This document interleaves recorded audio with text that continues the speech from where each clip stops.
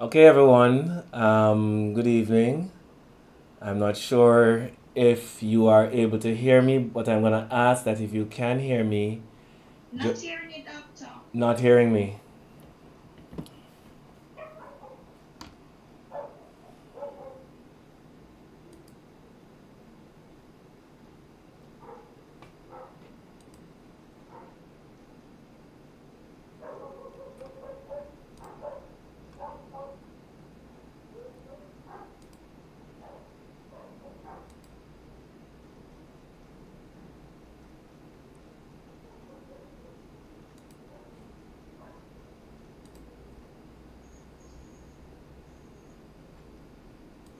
Okay, it could have been my end Are you because I hearing can me? hear you now.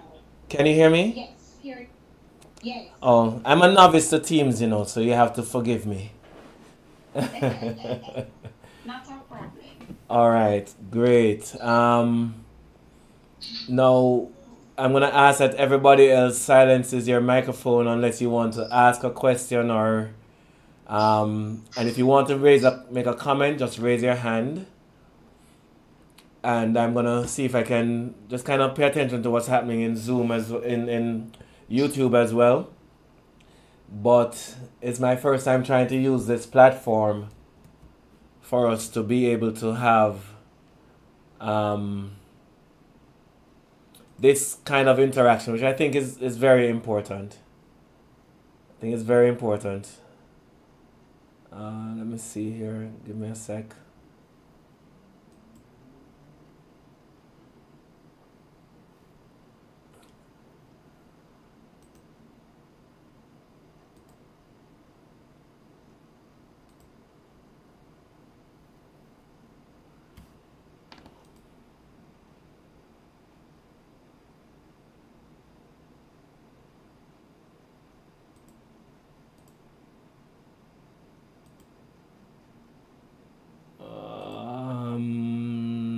Trying to.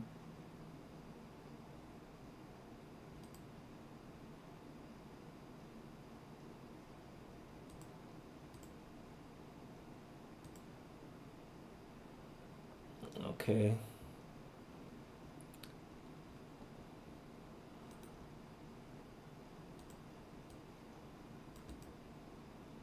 All right. I think this should do it. I hope I don't confuse myself here. I have so many different windows open. But if you can hear me on Teams, just go ahead and let me know. And if you can hear me on YouTube, go ahead and just write that you can hear me in the chats so that we can get started.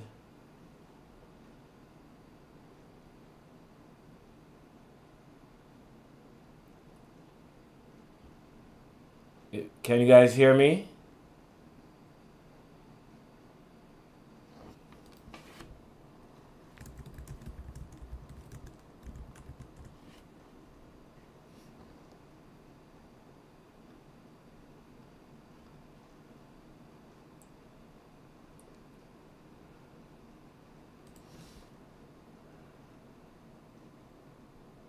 Okay.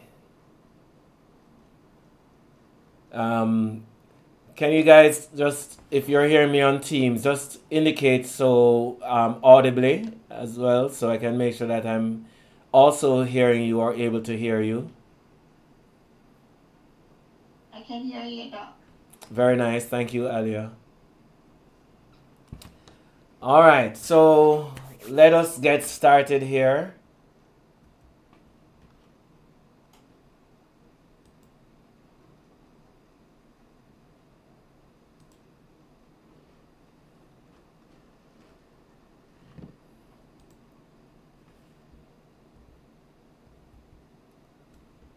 I'm going to just switch over to the presentation mode.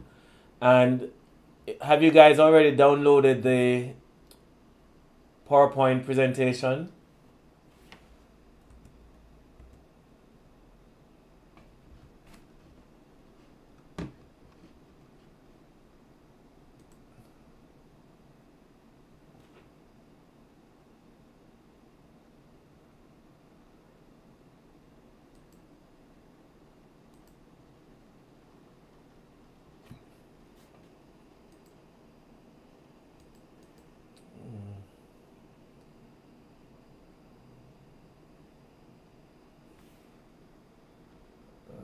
see here.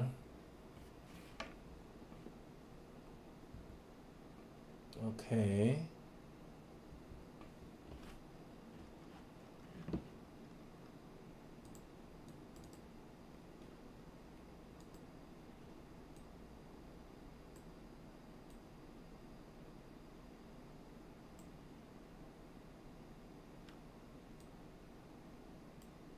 Oh, there you are. All right. Okay. Wow. So many things going on. All right. So wish me all the best. Let's see if we can make this thing happen. And let us begin, shall we? So the topic for this evening's class is the 7 keys to getting and staying well.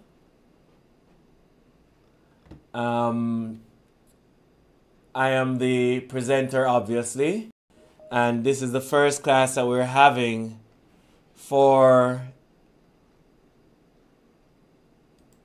this year. So I hope that it works out pretty nicely.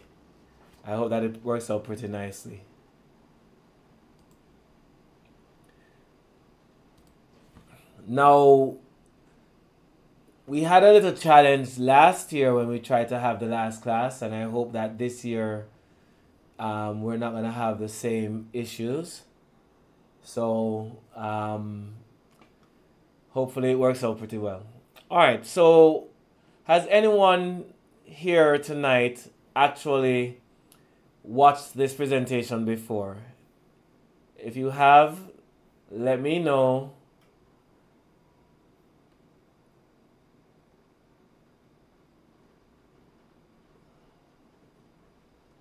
If you have not, you can also let me know that too. I see that a couple persons were not hearing me on YouTube. I don't know if that's their end or my end. But somebody confirmed that they're hearing, so that's good. So Anis and Ruth, if you're still not hearing me on your end, just let me know. I'll just try to wait for you before I move forward.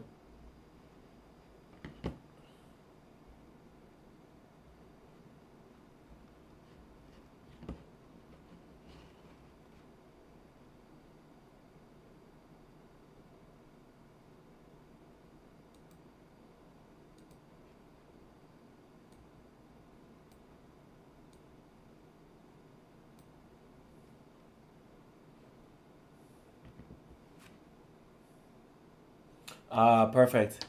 All right, so the 7 keys to getting and staying well. Now, this is the old handout that we used to use. It had blanks on it, but the handout that I gave you, and if you've not yet downloaded that handout, I'm going to ask that you do so when you get the opportunity. Just by clicking the link in the chat section. I'll try to see if I can actually pin. I'll try to see if I can actually pin the specific comment that has the link in it. So there you go. So if you've not yet downloaded the handout, I'm going to just invite you to please go ahead now and do so quickly.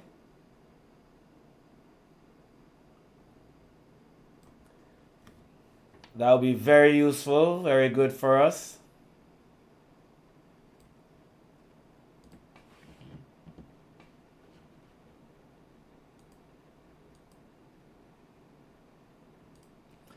And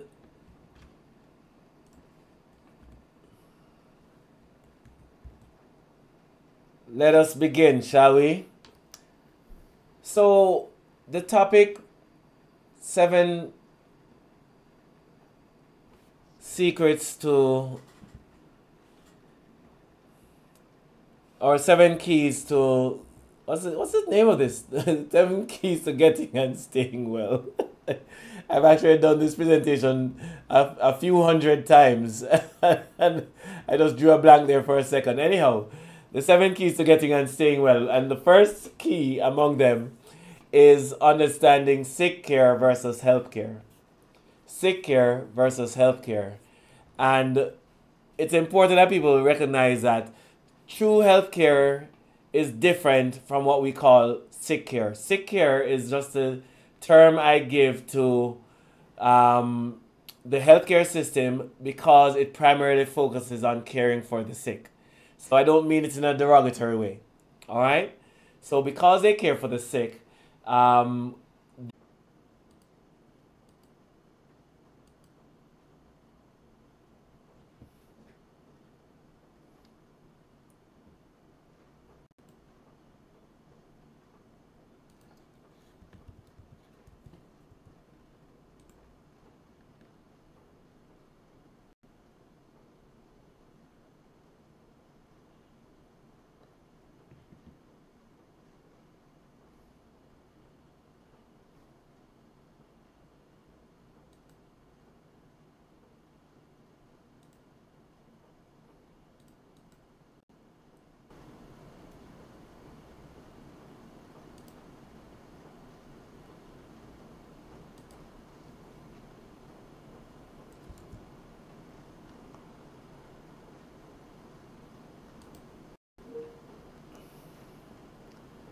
oh wow. Are you guys hearing me still?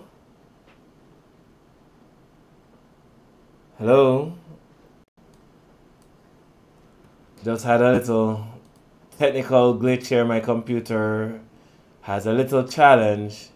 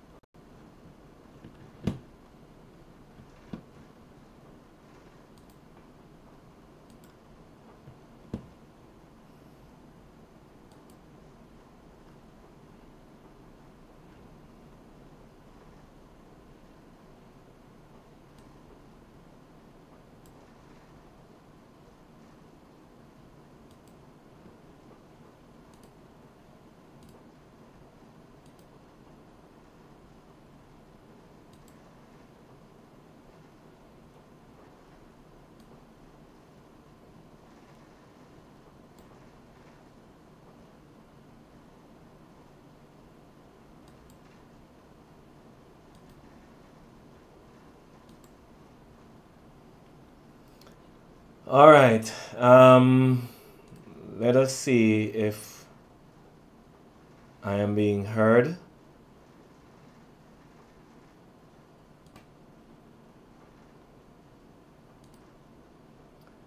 Yes, can hear you, Doc. Oh, thank you. Let me try to get my camera back up. Yeah, I have a problem with the fan on my computer, and it just caused my computer to restart. It overheated and caused my computer to restart. So I apologize for that, guys. Um, let us see here.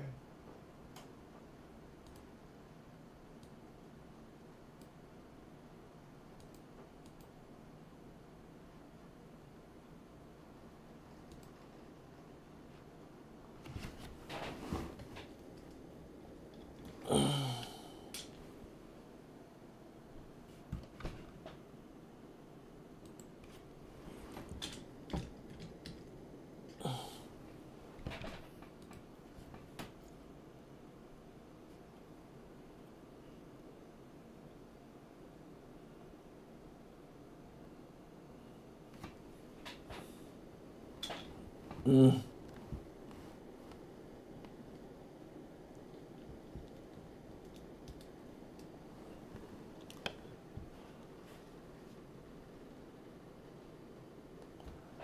All right, let's see where we're at. Okay. Yep, I think we're good now. All right. Let me make sure everybody is connected. Okay. Let me go check on YouTubers. YouTubers, are you good? It says live. Wonderful. All right. Sorry that I had a little drop off there, everyone. But I hope that everyone is now back with me.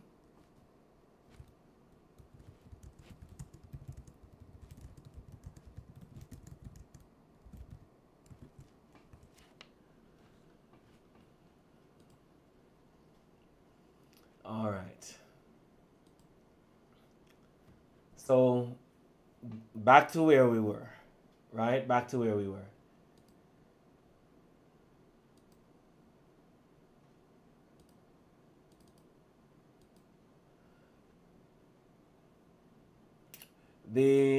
So sick care is the form of healthcare that caters primarily to persons who are sick.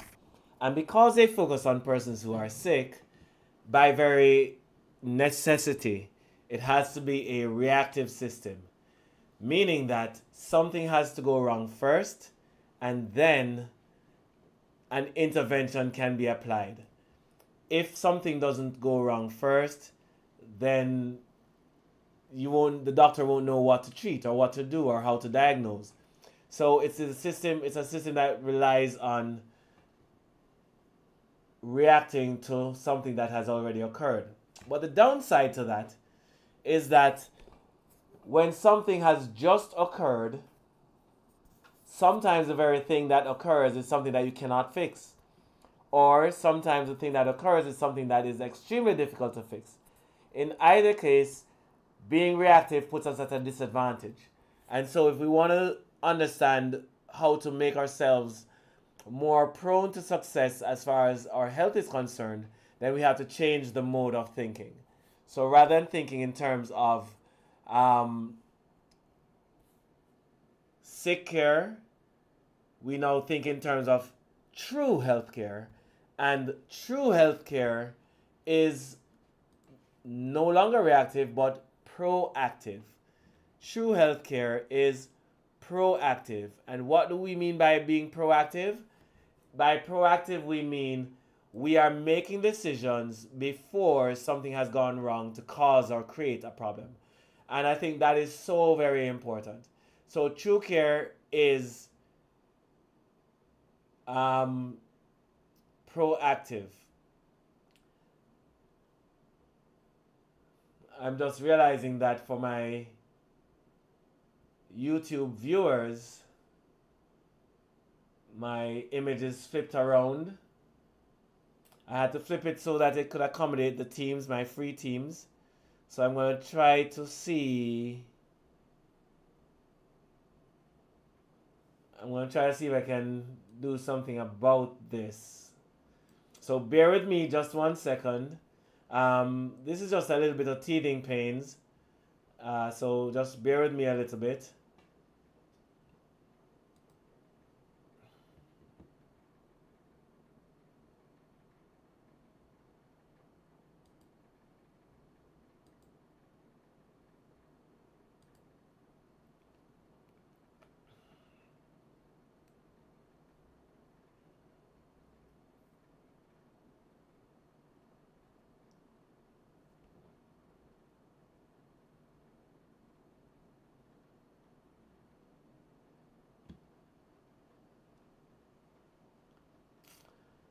Yeah, I'm probably not going to be able to get them both agreeing.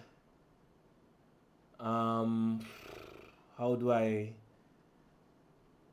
do that? Do I create another window and send to it? So I can send my virtual camera to this one.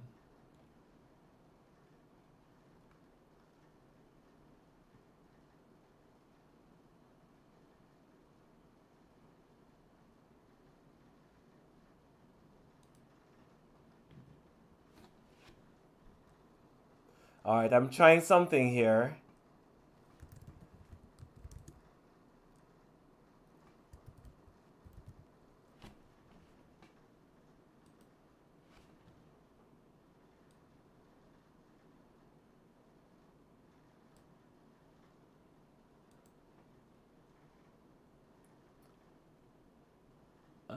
Now if I can make this. Hang in there, guys. Hang in there. Hang in there.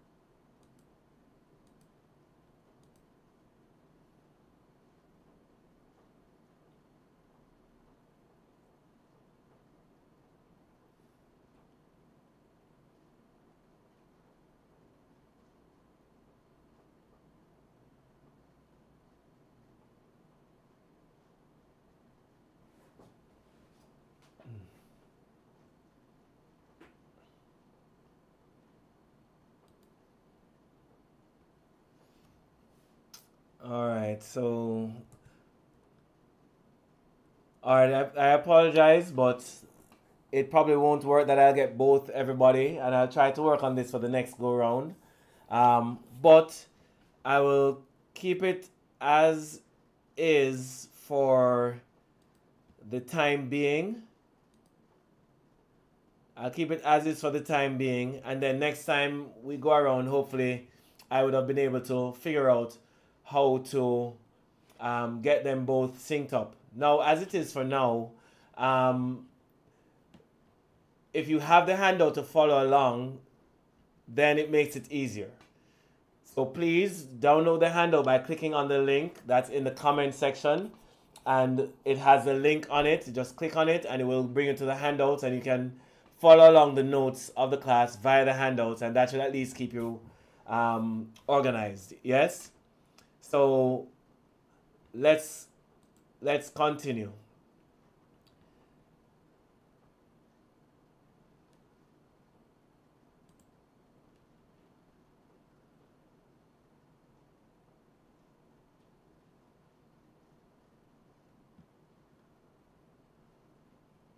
So, as far as true healthcare is concerned, that is a preferred way for us to start to move toward, because it is proactive, which simply means that we're going to make choices before something has gone wrong.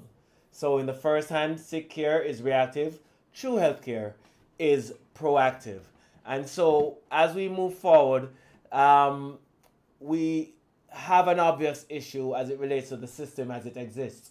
The issue is that we're spending more and more and getting less and less in return. We are spending so much money to get good health care, but we're not even getting good health care most of the time. And so we want to be able to improve this, and we cannot simply continue along the path of focusing solely on the intervention and not focus on prevention. Prevention has to take precedence over the intervention, because there are really two ways to solve the problem of limited bed space or bed spaces in the hospitals. The first way is focusing on the intervention. Try to get the right procedures, the right doctors, the right surgeries, the right medications into the bodies of the patients, and hopefully they will recover and free up more bed space. Or you can buy more beds, but space is a limitation. Or the other way to deal with it is to work on the prevention side and to put programs in place to prevent people from becoming sick so that they will need a bed in the hospital in the first place. And there, both ways are potential ways and they have value both ways.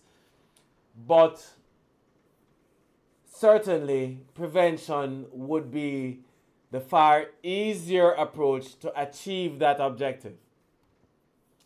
And so it is my hope that we will see more prevention stuff going on. Now, the way that we think, as far as it relates to healthcare, dictates the behaviors that we have.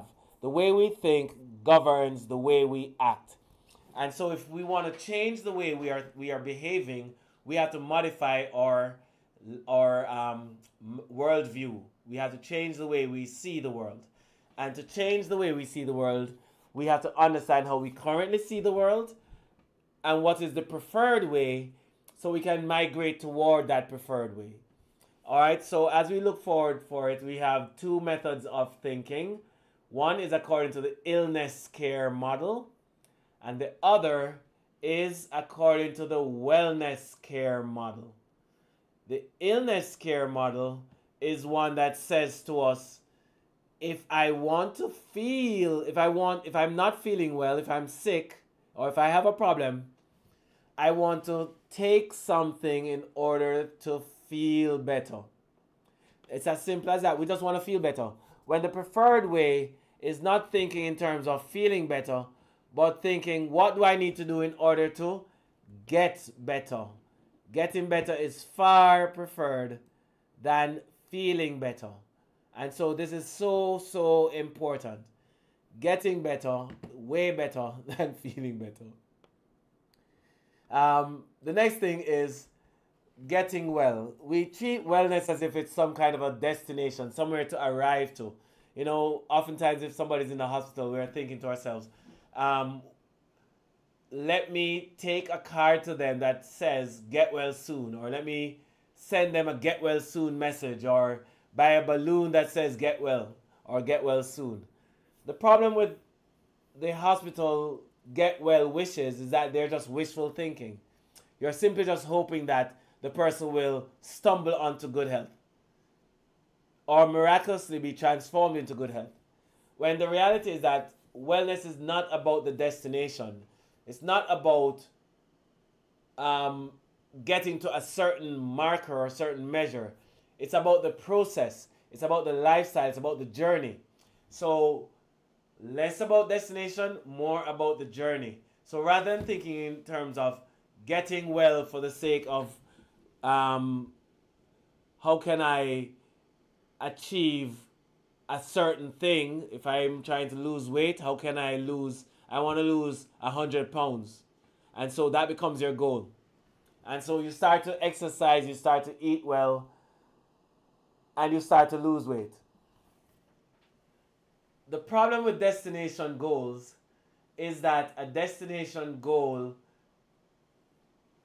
ends when you get to your destination, or ends when you give up because you fail to see progress. So if you find that you're exercising and you're eating a particular way and you have not lost any weight whatsoever and you've exhausted everything you think that you can try, then you probably just give up. Or if it is that you're exercising and you're doing everything that you can do and you see that you're losing weight, and then you continue to do it, and then lo and behold, you've achieved your goal of losing 100 pounds. You know what ends up happening to most people? They stop doing what they were doing to get there, and then they end up right back where they started, regaining the weight that they have lost, and oftentimes gaining more. And this is the challenge that we see facing so many persons, and that is because wellness is a destination for them. I'd rather wellness be a journey, and instead of asking the question, what do I need to do to get well, I ask, what behaviors do I need to employ in order to stay well? Because wellness requires consistency. You can't eat well today and eat crappy tomorrow and expect to have any positive outcomes in your health. You have to ongoingly eat a particular way. And if it is that you choose to eat healthily and to exercise and so on, these are healthy habits. You want to continue doing these things. Now, the good news is this: if you are consistent in your behavior, you will get closer to good health. But if you are not consistent in your behavior, then good health will elude you. There are no two ways about it. If you're not consistent in your behavior, you will not achieve good health. And so this is so critical. The next one is using the old adage of the longer somebody lives is the healthier they are. Or the healthier they are is the longer they will live. It's not quite true that the healthier you are is the longer you will live. In fact, there are many people who are healthy who die before people who are well. Because there are so many things that can kill us. Accidents can kill us, trauma can kill us. You know, a lot of things can kill us. So it doesn't have to be a disease that kills us. It doesn't have to be an infection that kills us. And sometimes being healthy does not mean that you will outlive somebody who is not being healthy. So the question is then, what's the point? The reality is, the healthier you are is the shorter the time between when you get sick and when you die. Let me say that one more time. The healthier you are is the shorter the time between when you get sick and when you die. In fact, there are many people who are very healthy who die without getting sick first. Now, these are the people who you said they died of old age.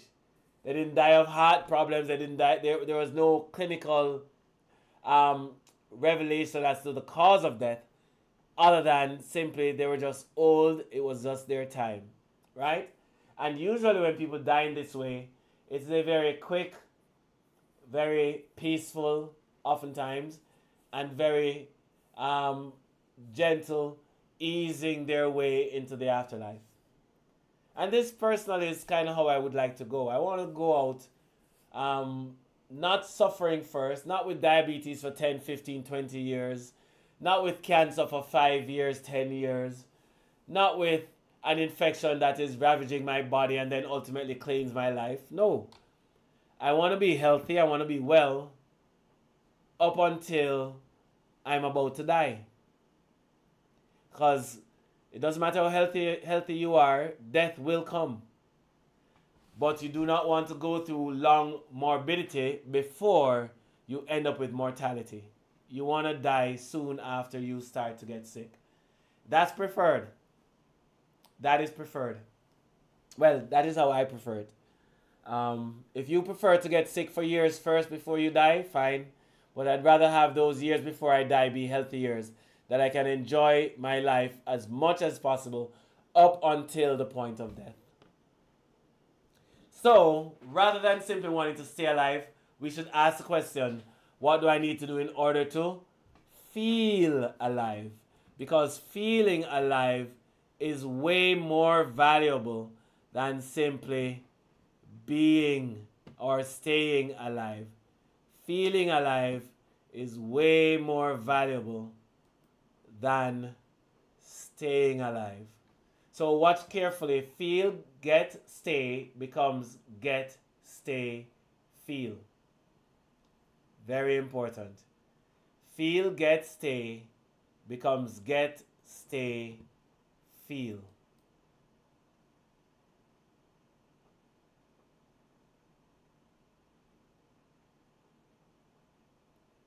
Welcome, Sonia. Welcome. You're that's no problem. Just pick up where we are, or you can just rewind a little bit, although it was messy at the beginning. But we're doing well now. We're sailing well now. If you want to join us on, and anybody that has Teams, if you do not have Teams downloaded on your computer or on your phone, I'm going to encourage you to download it and just click on the link that I'm going to now pin So that way you are able to just join us here on Teams.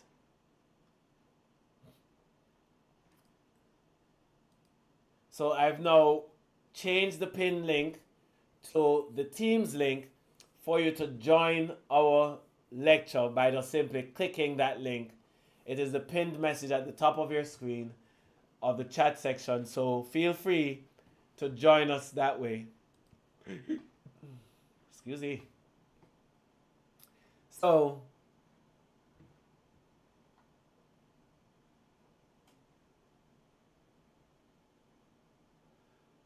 Sonia, if you want to try to join us, you're gonna have to download Teams and click on the link. Now the reminder is sharing that we have another 15 minutes before the meeting will end on this free version. So let me see what I can get through in that time. All right. And even if we don't get to everything, it's good information nonetheless. So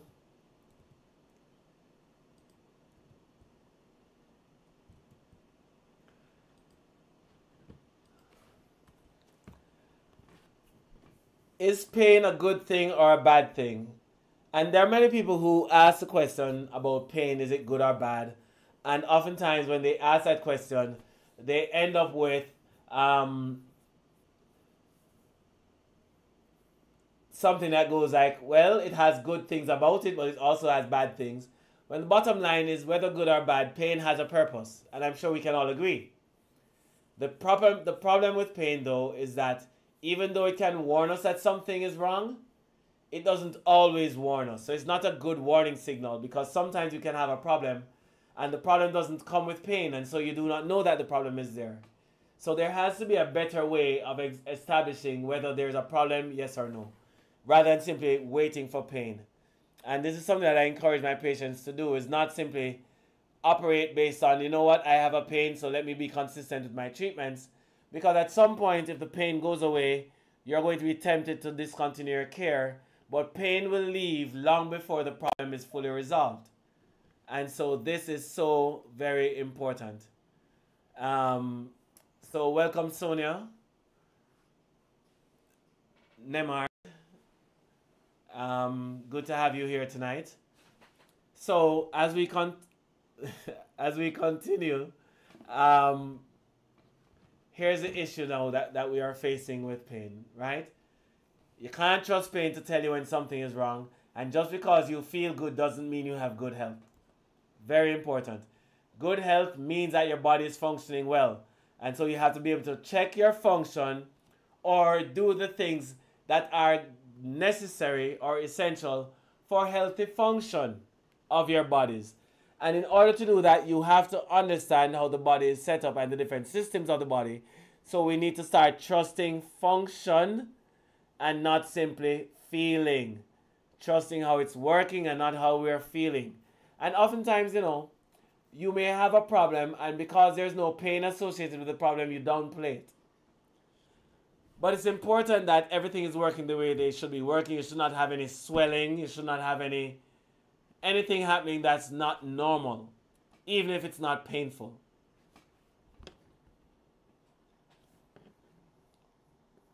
So as we look at the different systems of the body, there are several different systems of the body, 10 that are listed here in this list. And they are the immune system, digestive system, nervous system, cardiovascular system, musculoskeletal, integumentary system, excretory, reproductive, endocrine, and respiratory system. If I haven't said respiratory already. These are the different systems of the body. And because of the systems, if we want to be healthy, every system has to be working properly. If any one system is not working properly, then there's a problem. Then there's a problem. And so we have to recognize something, though, because all systems are not, though they all interact with each other, or there's at least one other system that every system must interact with. There is one system that not only interacts with one or two of the others, but interacts with every other system, and not only interacting with those systems, but they are responsible. It is responsible for the function and directing the action of those other systems. Which system is this system? It's the nervous system. The nervous system is the master control system of the body. And if you have misalignments of your spine, it will create a condition that allows the body to start to break down. So how does this work? Well, if you look at the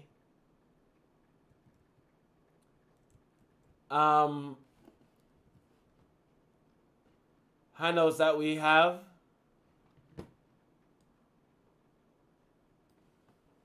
what we see is all the systems of the body are actually connected to the spine by way of these nerves that connect the organs, glands, and so on back to the spine and ultimately up to the brain, because the nervous system, and the brain is the master control part of that, has to regulate the function of every part of the body. And so every system must connect back to that spine and up onward toward the brain.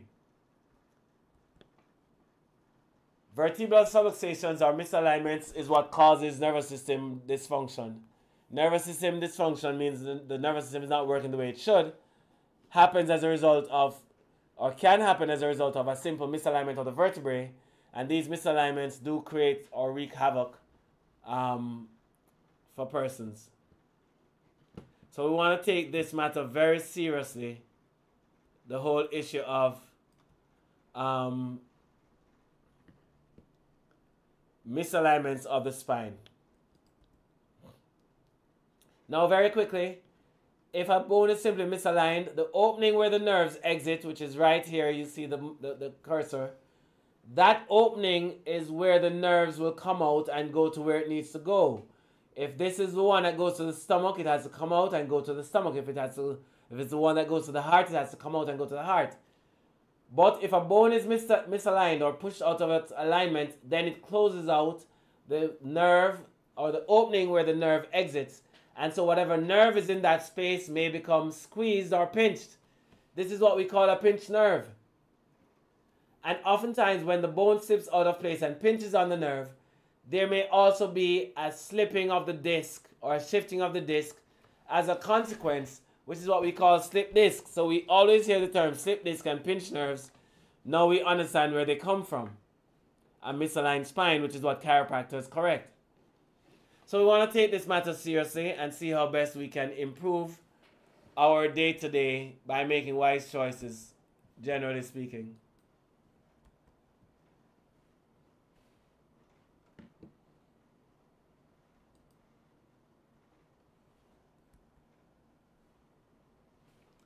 Now, there are stresses that will occur that will cause our bodies to break down. And so we want to take this seriously. Stresses that occur that cause our bodies to break down. And there are three types of stressors: physical, biochemical, and psychological. And of the three, it's very important to recognize that if our system is under stress, then our systems will break down and we won't be able to adapt properly. Examples of physical stressors are car accidents or falls, trauma of some kind. Biochemical stressors are things of a biological nature or chemical nature. So biological, like an infection or something like that. Chemical, by way of toxins that we either put into our skin, chemicals that we ingest when we eat or drink our foods. You know, when you put plastics in microwave and then you have the food that was in the plastic, it creates a bad situation for us long term, because the plastics will leach chemicals into the foods and then we'll ingest it, and then we get sick. And then psychological stressors, for example, emotional issues, a happy relationship, good job or bad job. These things, how we live our lives and the relationships that we have, is what in part will determine how well we do as it relates to some of these things. I won't do key number 5 because it will take a while, but understand that chiropractic care improves nervous system function, which improves our ability to adapt to our environment and therefore helps us to remain healthy. But it's important to note that chiropractic by itself is not enough to get us healthy. We have to make our lifestyle be a holistic approach. Not just one thing doing right, but doing multiple things, as many as you have control over, doing them right so your bodies will respond well. Now we have technology that helps us to identify these subluxations whenever they happen, and this is what we use in our office to measure these activities. And so it's when you come here, that's the first thing that you'll encounter is us examining you for these things. A chiropractor is any doctor who cares for the spine using their hands as a tool. This is something that we go through and get training to be able to do. Now, a chiropractor, even though we work on the bones, the work that we do impacts the nervous system more than it impacts the bones. So this slide, I'm not going to go through in too much detail, but it just shows how a woman was asked to wiggle her left ankle, and this was what the brain image looks like before the adjustment, and then after she did the adjustment, whereby the areas of lights are areas of activity in the brain. Less lights or fewer lights will mean less activity in the brain required to do the task, which means that the brain is more efficient. I'm a chiropractic neurologist, separate from a chiropractor, because yes, I'm trained to realign the spine just like every other chiropractor, but I'm also equipped with specialized skills that allows me to retrain the brain to address many neurological conditions as well, non-surgically and non-medicinally, although we'll work with our medical counterparts sometimes because it's necessary to do so. These are some of the conditions that I've worked with here, just running along to get to the end. And we have a program that we put people on so that they understand what is necessary to get them well. It's not just one treatment gets you well. It's a program of care. Oftentimes we do 12 sessions for a phase of care. People will do 1, 2, or 3 phases to get well. And we try to educate our community as another goal of ours at Gardner Chiropractic. Now, the last key is that we have to take responsibility for our health and well-being. If this class gets cut off, I'm going to just focus on YouTube only. So just switch back to the YouTube channel to watch the end of it if it gets cut off. But the 7 keys to getting and staying well, the key to success in getting and staying well is for us to take responsibility for our health and well-being. So very, very important.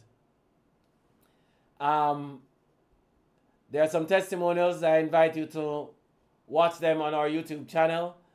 And if you're not a patient as yet and you'd like to make an appointment to come see us to become a new patient, this is for those of you who have watched this lecture. You will receive a 40% discount by simply indicating, and I'm going to ask that you indicate your interest by just typing appointments at GCNJamaica.com. That's appointments at GCNJamaica.com, and let them know that you are part of the class and they will offer that 40% discount for you. So that's very important. That's very important. All right. As we close off, if you are an existing patient, you also get some special perks. You get a 20% discount off your update exam, a 20% discount off one treatment per person that is referred. and a phase discount of 10% off the next phase of care if another phase is needed. I'm remembering that a phase of care is 12 sessions. I had to rush at the end here because I just wanted to get to the last slide. Here's our information, and we also have a class that we show on Radio Jamaica and Facebook. Going to Back to Health Talk Show on Facebook.